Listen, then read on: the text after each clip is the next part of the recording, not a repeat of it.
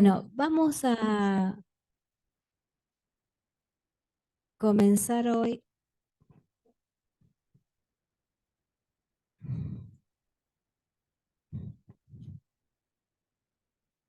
con un tema importante en el proceso por audiencia. ¿Se escucha bien ahí? Acá tengo retorno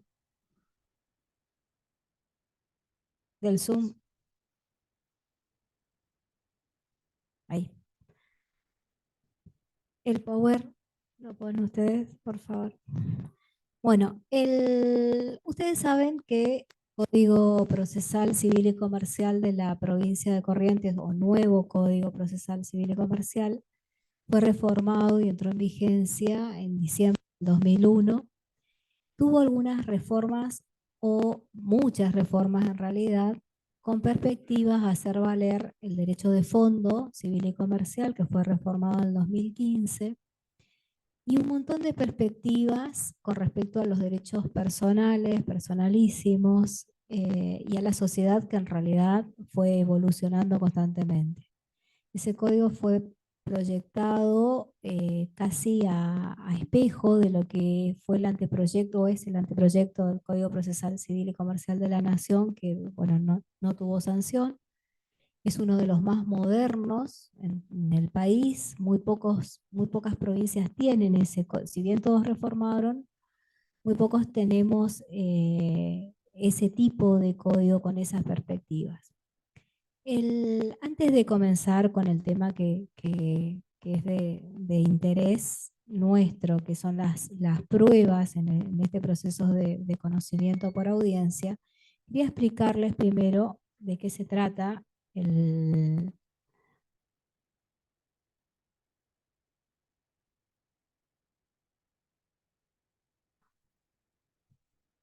bueno, la tecnología me ganó, tenía que hablarles de pruebas tecnológicas y me superó. Bueno, el proceso por audiencia entonces tiene como figura esencial, como ya lo tenía siempre al juez, como director del proceso. Lo que cambia la perspectiva de este proceso por audiencia es que el juez es, aparte de ser el director, es un partícipe necesario y debe estar constantemente en actividad, cosa que antes no sucedía. El juez se sentaba en su despacho y le llegaba el expediente una vez que las partes y las secretarias llevaban cada etapa, cada acto procesal y cada etapa del proceso hasta llegar al tomamiento de autos para sentencia, y ahí recién el juez conocía el expediente, porque crudamente era así. Lo que hace este proceso de conocimiento por audiencia es obligar al juez a participar, a acercarse a las partes, a estar en cada uno de los actos procesales, sin dar tiempo a que esto pueda llegar a- a perderse en alguna de las expectativas. ¿Por qué? ¿Por qué no puedo? Bueno, eh, este proceso por audiencia lo que hace es simplificarlo en la menor cantidad de actos posibles. La primera actividad que tiene el proceso, o que tiene, la primera finalidad que tiene este proceso es que las audiencias sean grabadas. Es decir, que cada acto procesal sea grabado. Eso era en realidad la facultad primera.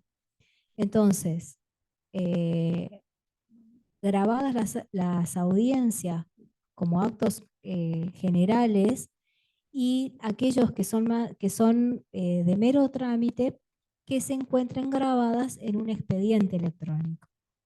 Es decir, que ya no exista el papel que pueda perderse, que pueda traspapelarse, que pueda dar tiempo, que ocupa lugar, es decir, simplificar cada uno de los actos.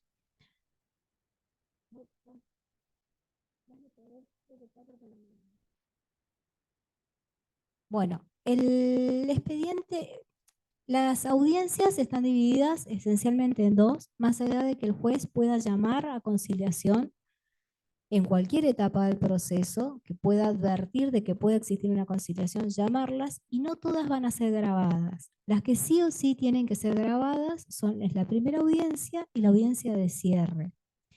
En todas sí tiene que estar el juez.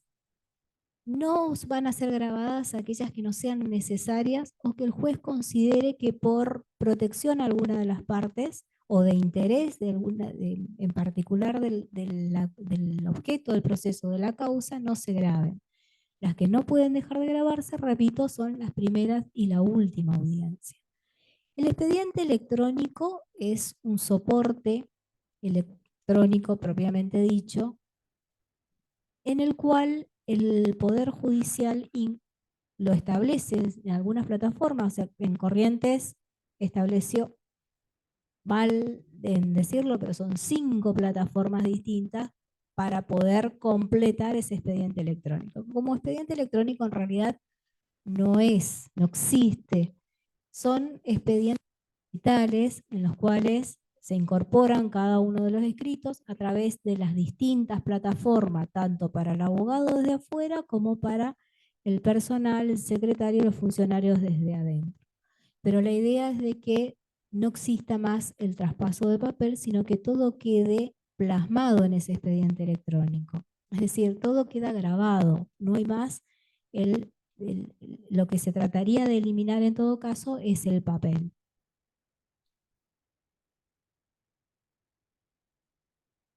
Bueno, con esto lo mismo les decía, reducimos costos, las demoras en el proceso, los plazos son los mismos, o algunos pueden llegar a reducirse, depende del tipo de proceso, pero los plazos para producir las pruebas, para contestar las demandas, para hacer de los actos procesales.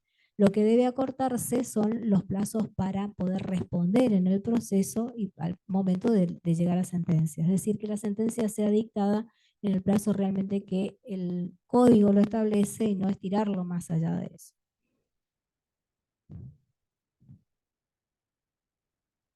Bueno, simplificamos las estructuras, los actos procesales. No dejan de estar los actos procesales, simplemente lo que se hace es simplificarlos.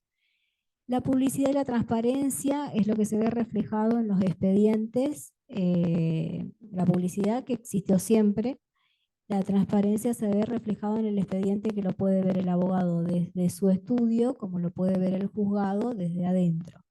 Con respecto a la publicidad, de que los expedientes son públicos, bueno, todos sabemos que hay algunos que pueden llegar a quedar reservados, pero por cuestiones de índole privada, por proteger a las partes o proteger actos procesales, más allá de todos aquellos actos que en el intermedio en el transcurso del proceso puedan sucederse, como son los incidentes o las medidas cautelares. Es decir, el procedimiento es exactamente el mismo. Lo que se hace es simplificarlos, que no exista el papel, que se puedan enviar los escritos desde el estudio jurídico y que el juzgado lo pueda recibir. El único momento en el que las partes deben estar en el proceso, y lo mismo los abogados patrocinantes o representantes, es en las audiencias, en las cuales el juez no debe faltar y en las que se debe exigir, porque el juez no puede faltar bajo pena de nulidad, es decir, el juez no puede ausentarse de esa audiencia. Ahí se ejerce la facultad de los representantes de exigir la presencia del juez. Bueno, quiero ir un poquito más rápido, pero...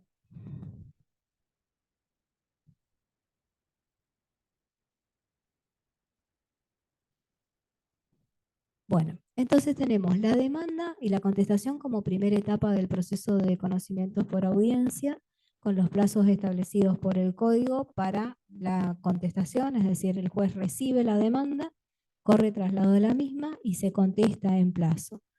Inmediatamente debe fijar la primera audiencia a la cual deben asistir las partes con sus abogados. Bajo pena de nulidad, el juez debe estar presente en esa audiencia. Si considera de que no hay hechos controvertidos, o por lo menos de haber hechos controvertidos no hay pruebas que producir, se declarará en esa misma audiencia la cuestión como de puro derecho y se pasará los autos para dictar sentencia. Si hay hechos controvertidos y hay ofrecimiento de pruebas ya hechas en la demanda o en la contestación o en esa misma audiencia donde se escuchan las partes, se abrirá la causa prueba y se fijará la etapa en la que se deben producir cada una de las pruebas que el juez considere que deban producirse. Es decir, el ofrecimiento se hace en la demanda y en la contestación.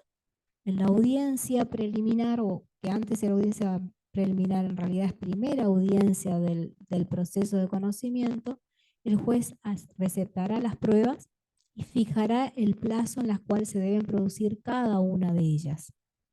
Se designarán si hay audiencias especiales, si hay informes especiales para hacer. Eso dependerá del tipo de ofrecimiento que haya y el juez deberá darle trámite inmediato. Esa sería la etapa probatoria. Se abriría en ese momento la etapa probatoria. La audiencia final es aquella en la cual el juez no va a dejar de tratar de conciliar a las partes. Les repito, en el transcurso del proceso, mientras se están controlando la producción de las pruebas antes de la audiencia final, el juez puede llamar a conciliación o las partes pueden pedir una conciliación. No es que con la primera audiencia o la apertura de prueba se cierra la posibilidad de conciliar. Por eso en esta última audiencia el juez va a llamar a las partes nuevamente para una conciliación. Es obligación para las partes estar, tanto en la primera como en la última, y sus representantes. Es decir, no basta con el representante de las partes, justamente por esta posibilidad de poder conciliar, salvo poder especial. Eh, esta, esta presentación, perdón, de las partes en las audiencias puede ser que no asista, lo cual puede estar justificada, y de no justificarse se tendrá por válidos los hechos. Es decir, es como lo que antes teníamos sanción a la no contestación, que podría tenerse por acreditado los hechos del actor si el demandado no se presenta, o a la inversa. Más o menos es así. La audiencia se va a realizar de todas maneras, estén o no estén las partes, estén las partes presentes, y si ninguna de las partes están, el juez clausurará el proceso dejando constancia de ello, con lo que tenga dentro de la causa. Bueno, se va a realizar la producción de las pruebas, de todas y cada una de las pruebas que el juez haya ordenado producirlas. Se van a realizar en esa audiencia, se van a presentar los peritos a dar informe de todo lo que se le haya dado como tarea, eh, como lo que se haya indicado para el informe pericial, y se clausurará. Lo que antes era clausurar el periodo probatorio es acá donde se terminan estas pruebas. Tanto la declaración de las partes como la declaración de testigos, las periciales, se presentarán todas las pruebas informativas y se pondrá a disposición del juez. En ese mismo acto pueden producirse los alegatos. En ese mismo acto el juez puede dictar sentencia. Este alegato puede ser oral, si es que se hace en la misma audiencia. El juez puede dictar sentencia en forma oral, dando los fundamentos después, o dando un plazo para dar los fundamentos después en forma escrita. O puede dejarse para alegar el plazo que corresponda y hacerlos los abogados por escrito. Es decir, los alegatos pueden presentarse con posterioridad por escrito, entonces el juez fijará con posterioridad de autos para sentencia. ¿Se entiende? ¿Voy bien? Bueno, la sentencia generalmente es escrita en cuanto a sus fundamentos. Eso no significa que el juez pueda dictar sentencia en forma oral. Por lo tanto, también en ese mismo acto pueden las partes plantear los recursos que corresponden. Recursos a la oposición, recursos de revocatoria o de alguna oposición a las pruebas, a cualquier acto, o de apelación a la sentencia si es que se dicta la sentencia en esta misma audiencia. Bueno, no me quiero detener mucho acá porque no nos va a dar el tiempo.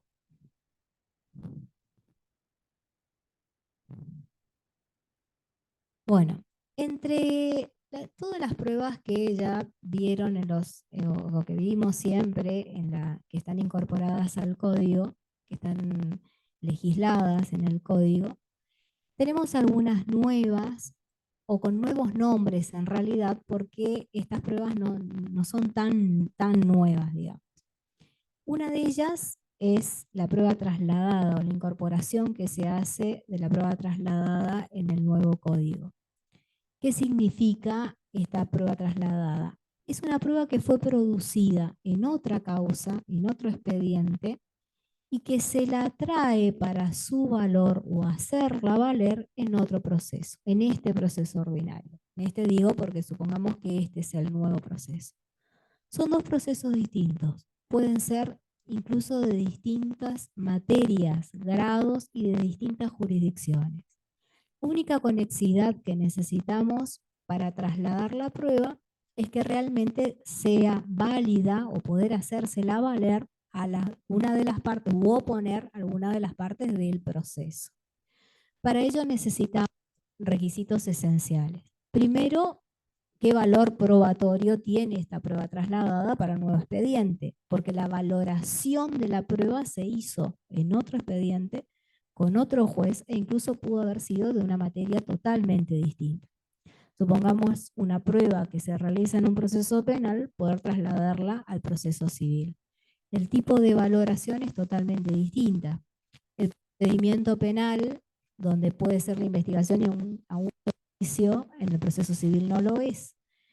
Entonces, como requisito esencial es que las partes tengan conocimiento, a las cuales se le opone esta prueba trasladada, tenga conocimiento y haya tenido la oportunidad de ejercer su derecho de defensa con respecto a ella.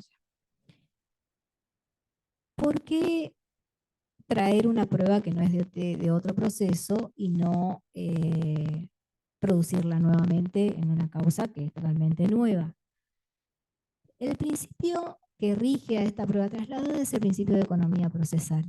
Ya hace unos años, el doctor Peirano fue uno de los precursores de esta prueba trasladada y él decía que por qué hacerlo dos veces si las partes fueron las mismas o una de las partes fue la misma y ya pasó por este tipo de prueba.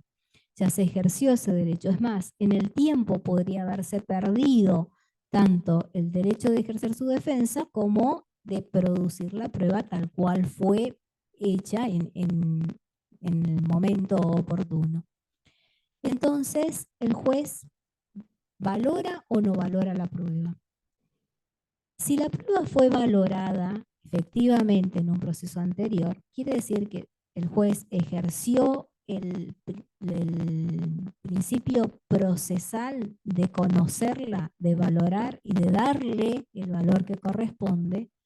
Los jueces todos están basados por los mismos deberes y por los mismos principios. No deja de ser un elemento más en el proceso al cual el juez se debe acatar. Entonces, si todos los jueces tienen principios que los rigen, tendría que tener el mismo valor y un juez no podría cuestionar la prueba de otro. Es decir, que podríamos entrar en contradicción y en realidad no. Lo que va a hacer el juez es aceptar o no el traslado de esta prueba, pero la va a aceptar con esa valoración, siempre y cuando la parte a la cual se quiere imputar esa prueba sobre la cual se quiere hacer valer haya podido ejercer el derecho de defensa, conocerlo y en su momento, en el momento de la producción y haber ejercido el derecho de defensa con respecto a ella. Ese es el valor que tiene la prueba anteriormente y entonces en esas condiciones puede ser trasladada y nuevamente tomada con ese valor que ya se le dio en este nuevo proceso.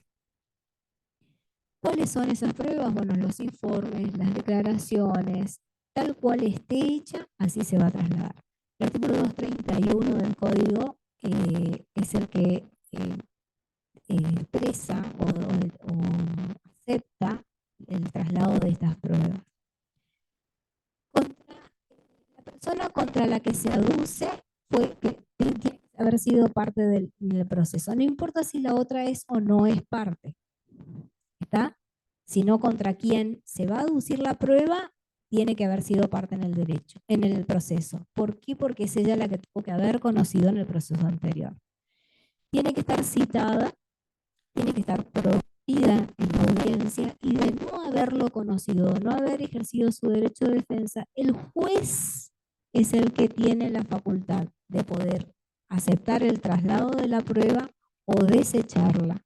Y si la acepta y las partes no tuvo la oportunidad de haber conocido esta prueba, el juez la hará producir nuevamente, lo que no le quita el valor que tuvo anteriormente en el proceso anterior donde fue valorada. Bueno, con respecto a esto tenemos posiciones en contra, posiciones a favor de las pruebas. En contra, el doctor Kiermanovis se oponía a ella, y en un comentario al Código Procesal Civil de la Nación dice que no podría trasladarse una prueba que ya fue producida en tiempos anteriores con cuestiones distintas, por más que las partes sean las mismas, que la apreciación que pueda hacer la prueba un juez penal no es la misma que la que puede hacer un juez civil o un juez administrativo, que las pruebas llevan un tiempo de producción y de valoración, y que ese tiempo se tiene que respetar dentro de lo que corresponde a cada uno de los procesos. Bueno, que el juez no está obligado a traer y a apreciar esa prueba que les explicaba, pero bueno, esto se respeta. El juez puede rechazar la prueba si considera que no es contundente o que no es procedente para este tipo de proceso o para las partes. Bueno, las cuestiones a favor de esta prueba son más o menos lo que les dije al principio. Primero el principio de celeridad y economía procesal.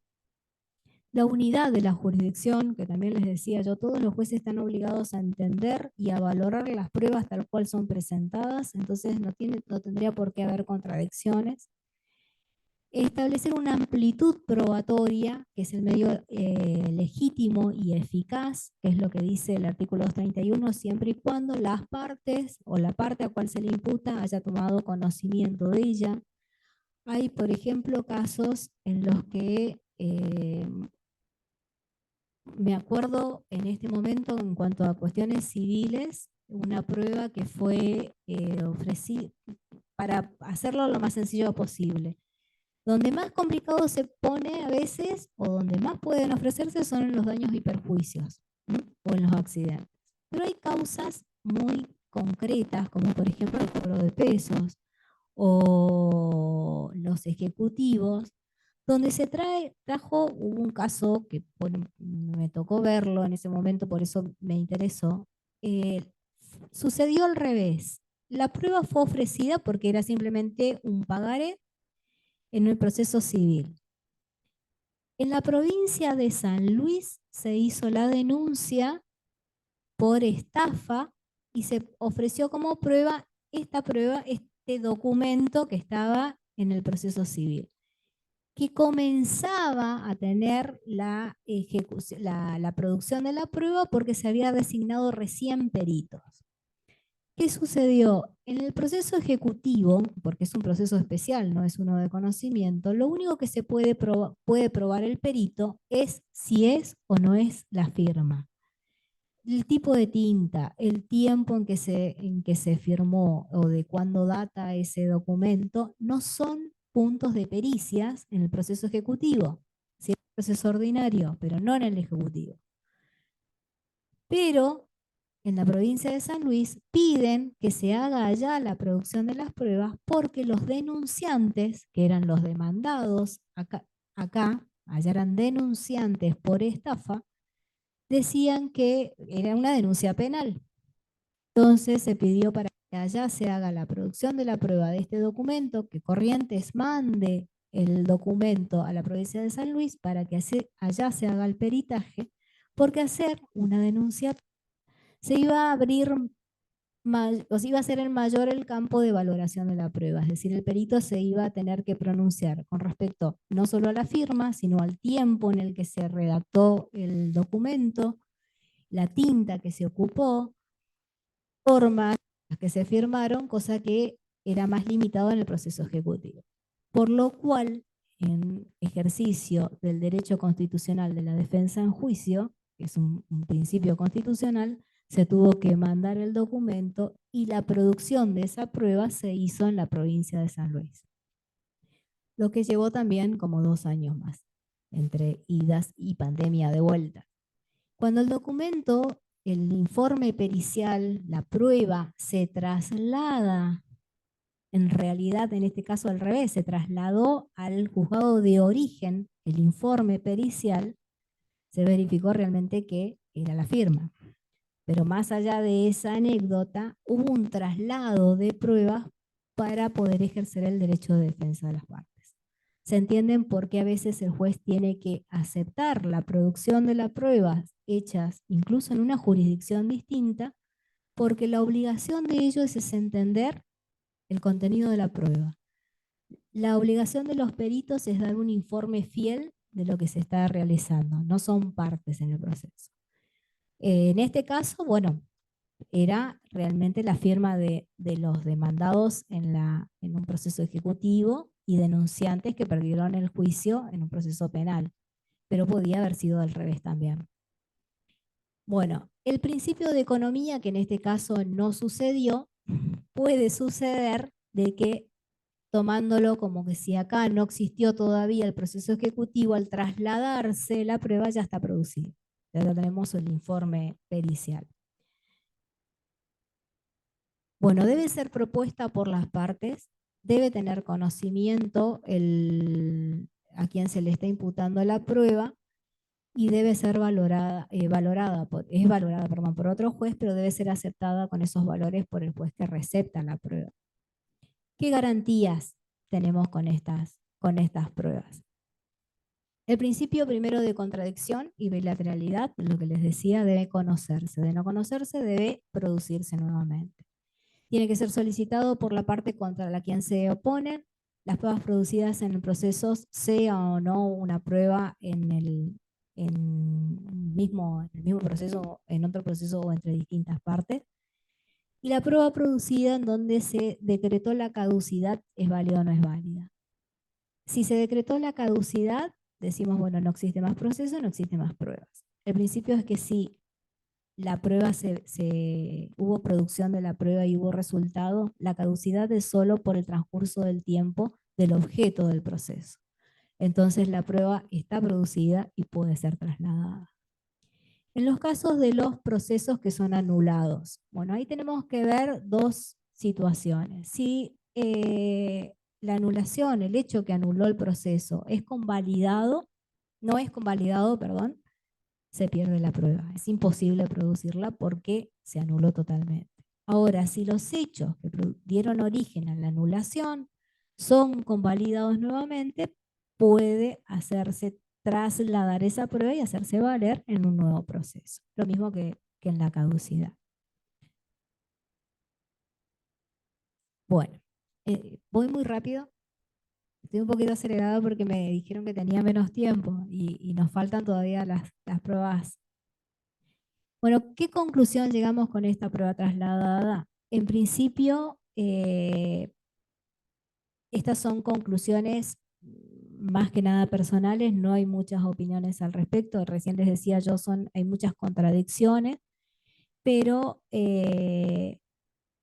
creo yo que es útil para mejorar el proceso, hacerlo más rápido, más económico y establecer una unidad jurisdiccional. Recién antes de comenzar, estábamos hablando de las contradicciones que existen en las decisiones jurisdiccionales distintas, decisiones jurisdiccionales,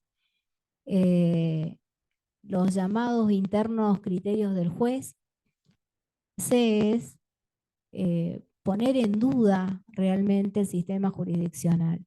Si vale la pena o no vale la pena, si pierdo tiempo, tengo que ponerle una A en el juzgado 1, en el juzgado 2 no tengo que enumerarlo, en el otro tengo que presentarlo y en el otro no lo tengo que presentar, entonces tengo que tener un mapa conceptual de cada uno de los juzgados. La idea es de que esto se unifique. La jurisdicción es una sola, las decisiones están establecidas, el procedimiento está establecido por el código, entonces no debería existir tales contradicciones.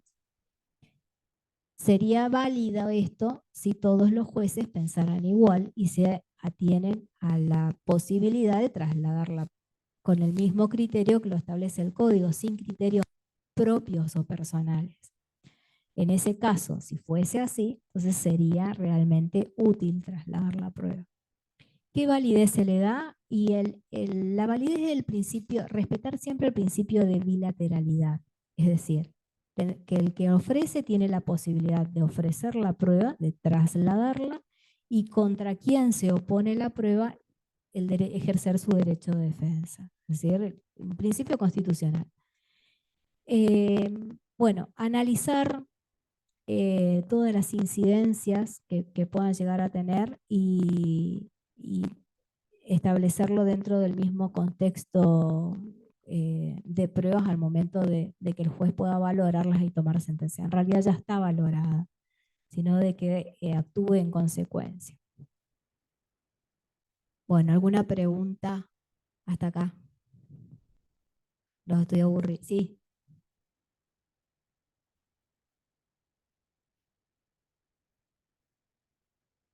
la misma, la misma interpretación que dio el juez anterior, porque esa prueba ya se produjo. Y si se vuelve a producir, ponen en evidencia una falencia jurisdiccional, porque todos los jueces tienen el mismo deber de valorar las pruebas. Hay un solo sistema de valoración de pruebas para todos. Entonces, si el juez, si yo llevo una prueba que ya fue cuestionada, que ya fue valorada en un proceso anterior y la quiero trasladar a este nuevo proceso, tiene que tener el mismo valor que ya tenía ya. O sea, ¿quién hace el valor de la prueba? Otro juez que no es el de la causa donde se la trae ahora. ¿Se entiende?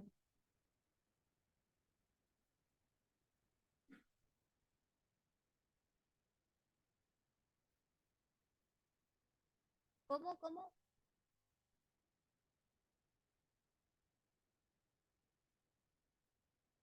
Sí.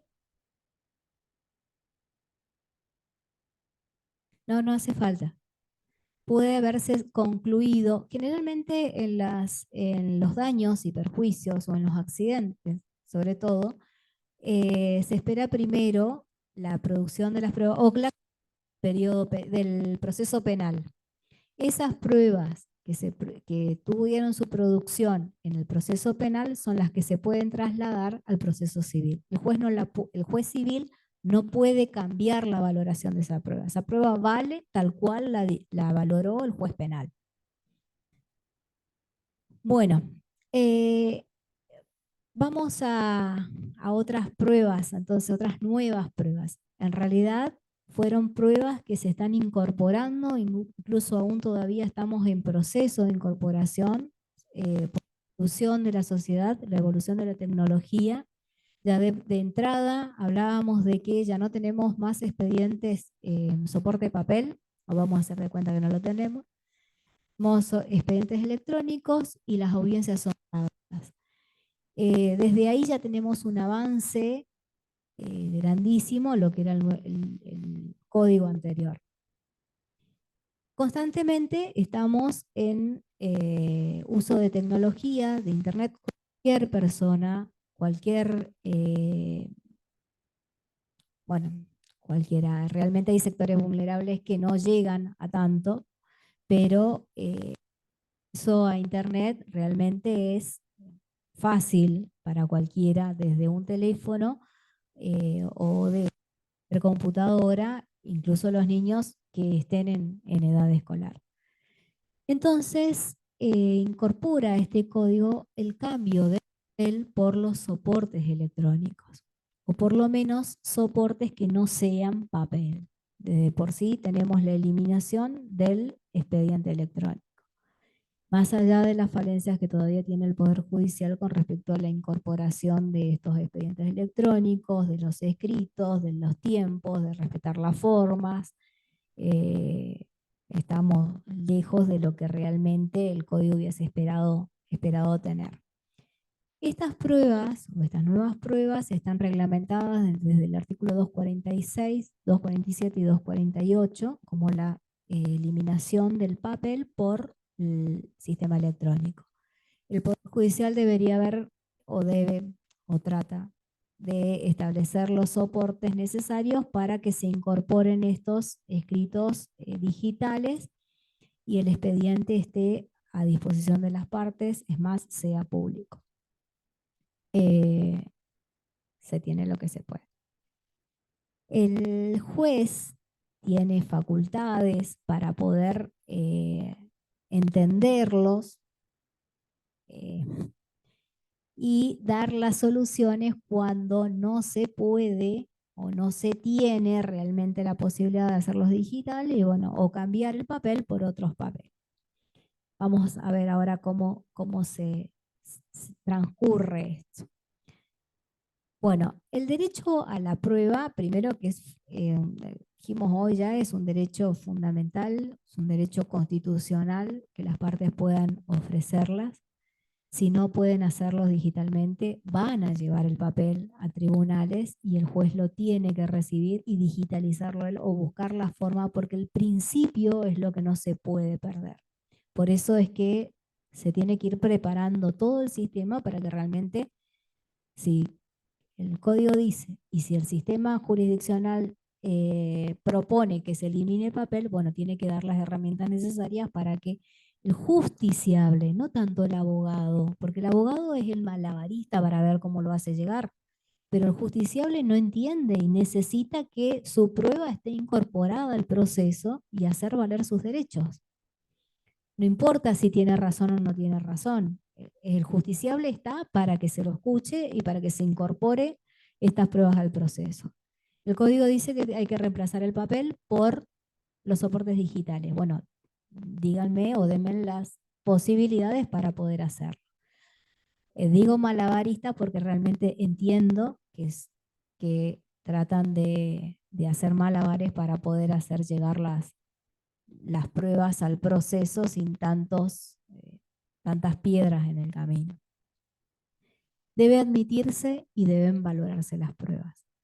Repito, si no se puede digitalmente y se lleva en papel, es el juez el responsable de poder, secretario, de poder incorporarlas y darle el valor que corresponde en el tiempo que corresponde.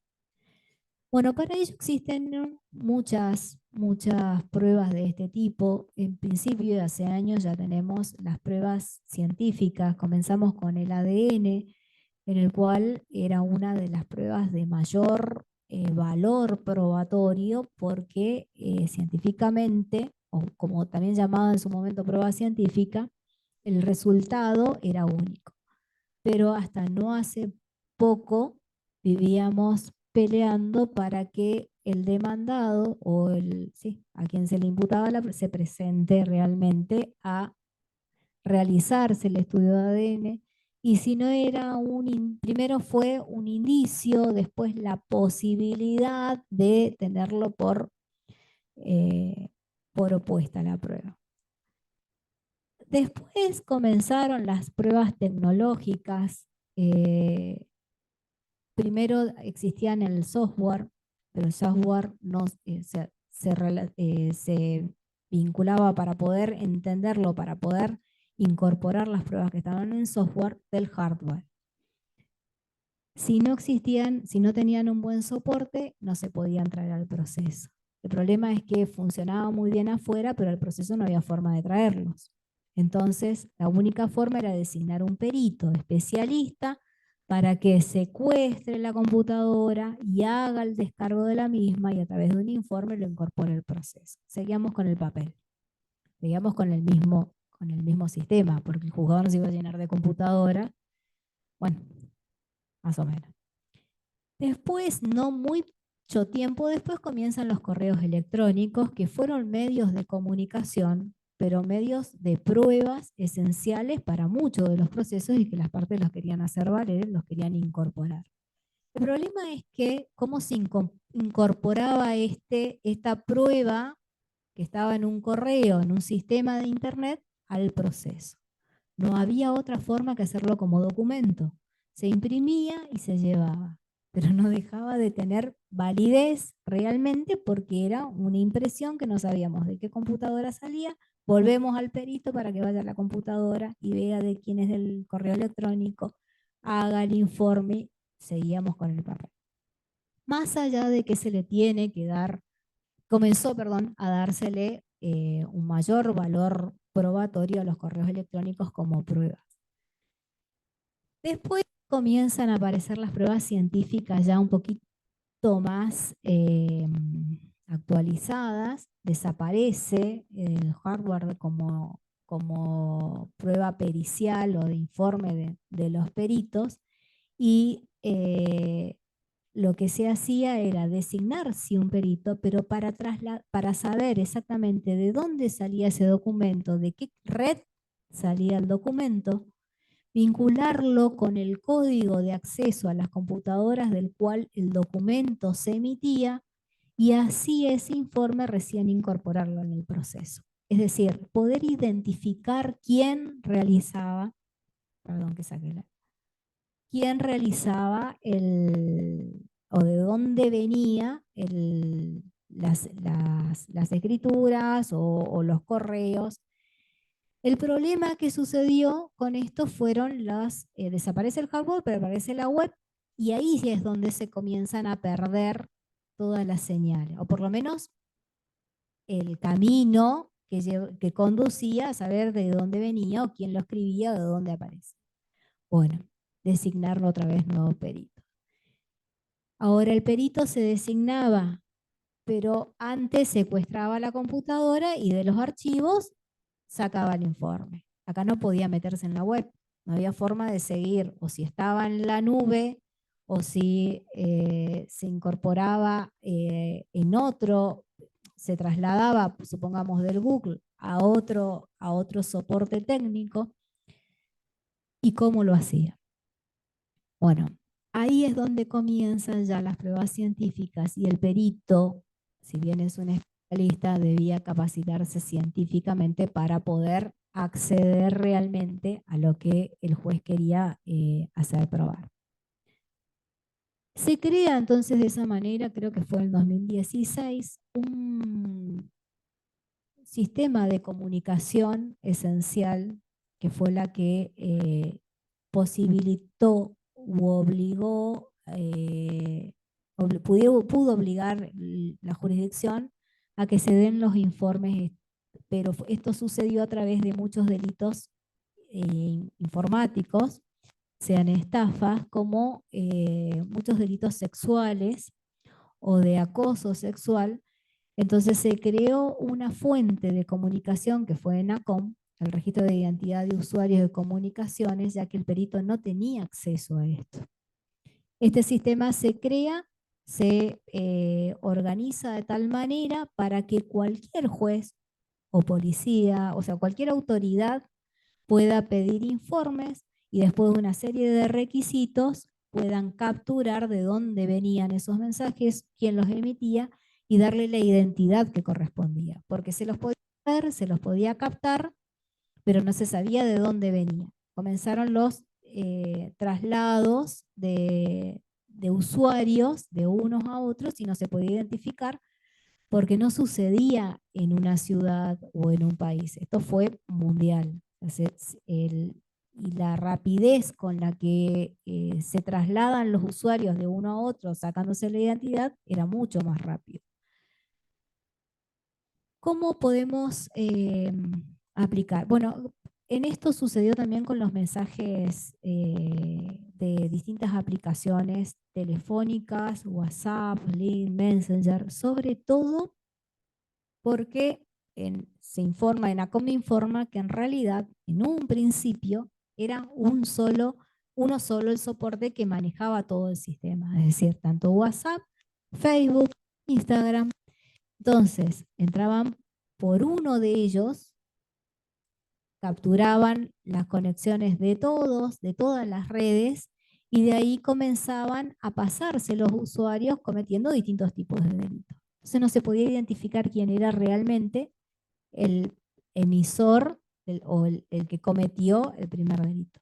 Imagínense que esto cómo lo incorporamos como prueba, si ni siquiera sabemos de qué prueba estábamos hablando.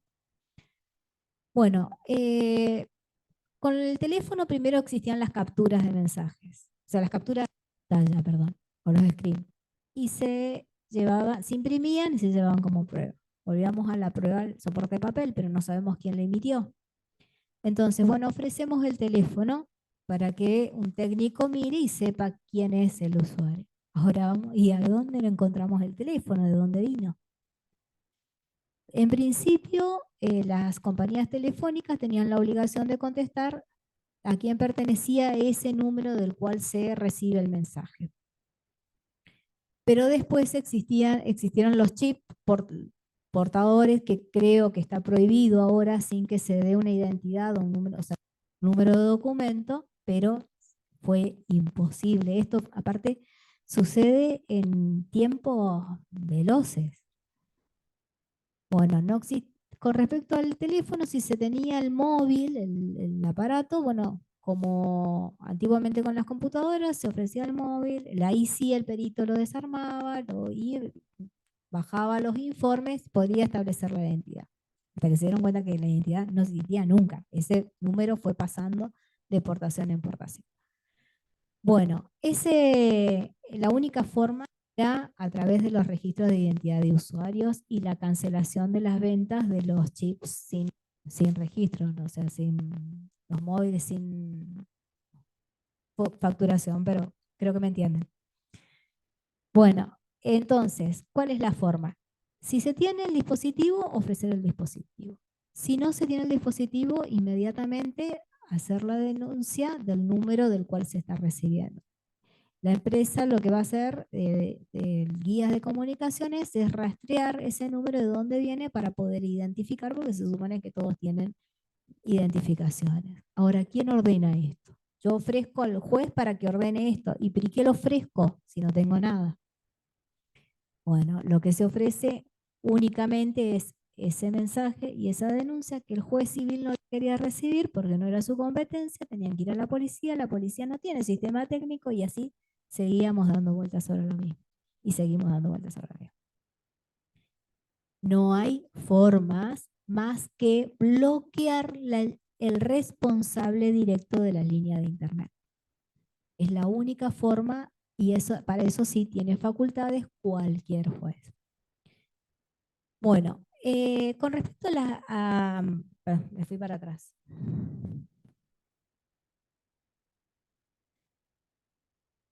A las fotografías y a los videos, bueno, ofrecer los dispositivos para poder hacer el rastreo de dónde provienen. Si no están o sea, generalmente están en los teléfonos, si no están en los teléfonos, el mismo registro que se hace con los mensajes que se suben a la nube que recién les estaba hablando. Los medios sociales de comunicación, Twitter, Facebook e Instagram, están obligados a dar informes en el momento en que cualquier juez tiene las facultades para exigirlos, porque la mejor manera es a través de un incidente de medida cautelar, si es que estamos en un proceso ordinario, o bien del amparo, pero bueno, la manera más rápida es a través del incidente de medida cautelar. ¿Cómo lo podemos hacer o qué es lo que debemos hacer en este caso? Fundamental, establecer la trazabilidad, es decir, desde dónde se origina, obligar al juez la participación, o sea, el compromiso de estar en el proceso y de seguirlo, y la participación de todos. Es decir, que todas las redes estén comprometidas. Existen casos en los cuales generalmente son casos penales que por la urgencia o la necesidad llegaron realmente a una...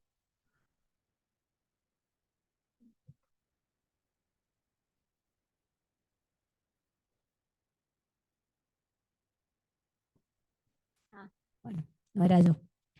Eh, Fueron casos en los que se denunció a Google, hay muchas causas donde la Corte Suprema dejó sentada la responsabilidad o sea, como responsable directo, el dueño de las redes sociales. No importa si lo utilizó, o sea, si el usuario fue otro, pero al no poder identificar el usuario o hasta que se identifique el usuario, la red que tiene, que da el suministro, digamos, de publicidad y de dispersar la información es el responsable directo. Entonces, bueno, contra esto se opusieron varios recursos que no tuvieron lugar, en principio sí, en otros momentos no, porque decían, nosotros damos un servicio, tienen una plataforma y o sea, no lo hicimos nosotros, pero la plataforma es la que da la facilidad de poder difundir las, eh, las fotos, informes, escritos, todo por las redes sociales y lo hacen de manera muy rápida. Para lo cual tienen un ingreso, o sea, una recaudación sobrevaluada. Entonces son responsables directos. Cada vez que se deba hacer una denuncia por eh, o pruebas que se quieran sacar de las redes porque las necesitan para un proceso, el responsable directo siempre va a ser la plataforma de Internet.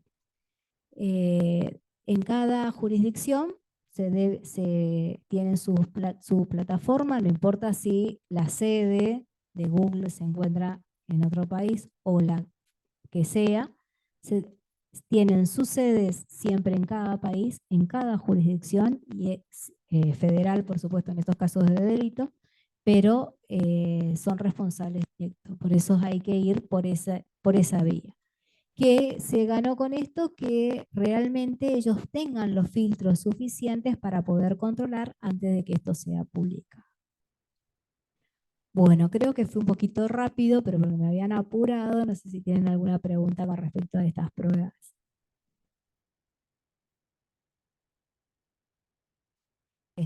Justo estoy a tiempo. ¿Nada?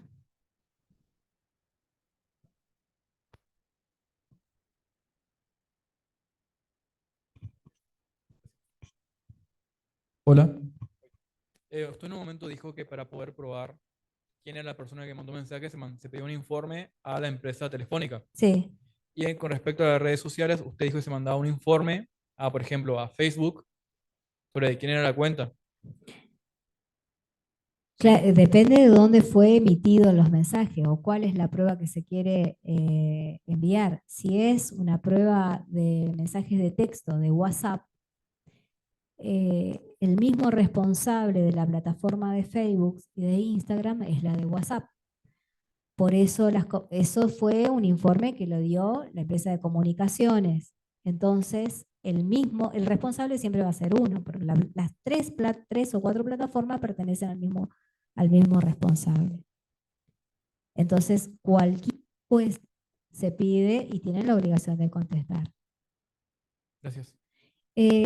Habrán visto que últimamente, bueno, hace unos años, porque a mí también me pasó, hackeaban el WhatsApp, capturaban los contactos de ese WhatsApp y le enviaban mensajes a sus contactos de distinta manera, pidiendo ayuda, vendiendo dólares, o sea, era una estafa. Eh, Me pasó y teníamos que buscar la forma de dónde sacábamos todo esto. Entonces, Corrientes no tiene un sistema de informática, solamente hay delitos complejos, la Policía de Delitos Complejos de la provincia, y no había forma o sea, toman la denuncia, toman las capturas, pero ¿por qué era la denuncia? O sea, mi apuro en hacer la denuncia es porque quien hackeó el WhatsApp había tomado ese número en realidad, sí, había tomado ese número desde, no sé si era Facebook o Instagram. El Instagram yo lo tenía armado con el correo electrónico, o sea que no podía ser que accedan al teléfono. Pero del correo del Instagram fueron al Facebook y del Facebook al WhatsApp. O sea que todo pertenecía a una misma línea. Y bueno, yo me entero después de todo esto. Porque en realidad como propietarios de las redes, todos tienen distintos nombres los propietarios. Pero la plataforma es una sola. Bueno, el apuro era poder denunciar por la estafa, porque ofrecían dólares y personas que quizás me conocen, o no sé si tanto porque el número no era mío, pero como tenía mi foto, ofrecían dólares, depositan los pesos para que le den los dólares y nunca lo iban a recibir. Entonces, si tenían que hacer una denuncia por estafa, era a mí. O sea, la confianza era la mía. Por eso fue la denuncia, para que si esto sucedía, yo ya había hecho la denuncia de que fue hackeado y que no soy yo la que tiene esa identidad. Pero también es un robo de identidad, o sea que estamos cada vez agravando más los delitos. La provincia no dio respuesta porque la juez de instrucción quería que mandemos oficio. Lo único que se registró es que uno de los números del que igual estaban manejando Instagram, que eso sí nunca lo pudo recuperar, era desde Colombia. Entonces, pretendía que mandar oficio a la policía de Colombia para que la policía... Y así se me iba la vida porque no había solución al problema. Había bueno, por otra vía de contacto, la Policía Federal desde Buenos Aires, desde Cava, accede al número de teléfono que estaba en una cárcel de La Plata. O sea que era una red más grande de la que tenía Google para poder estafar. Nunca, bueno, mi número sí lo recuperé después de tanto lidiar, pero las redes sociales no. Y no seguí con la causa, pero en realidad de seguir con la causa, el responsable es el responsable de las plataformas. Primero, de estas plataformas, las que manejan las redes sociales, Instagram, Facebook y WhatsApp, que son las mismas, y después en todo caso ir hasta las plataformas, creo que este es de Google también, y así seguir las redes de responsabilidad civil y penal.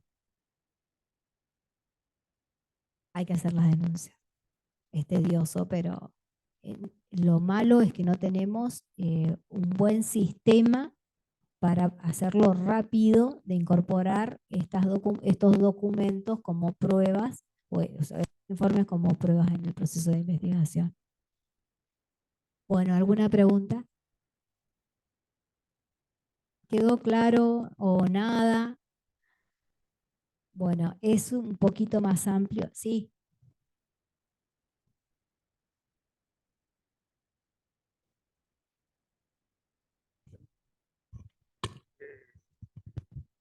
Ahí también hay que hacer el rastreo, todas esas cosas. Todo. Es que no hay otra manera. ¿Por qué se hace lento y tedioso? Porque no tenemos buen sistema de investigación. Ese es el problema. Las pruebas, o sea, la posibilidad de ofrecer las pruebas están en el proceso, pero no tenemos las plataformas necesarias para poder rastrear. Es más, Corrientes ni siquiera tiene una oficina de investigación o de poder hacer estas denuncias informáticas, que las tienen casi todas las provincias. Bueno, si no hay más preguntas, no los canso más y damos por terminado. Buenas noches.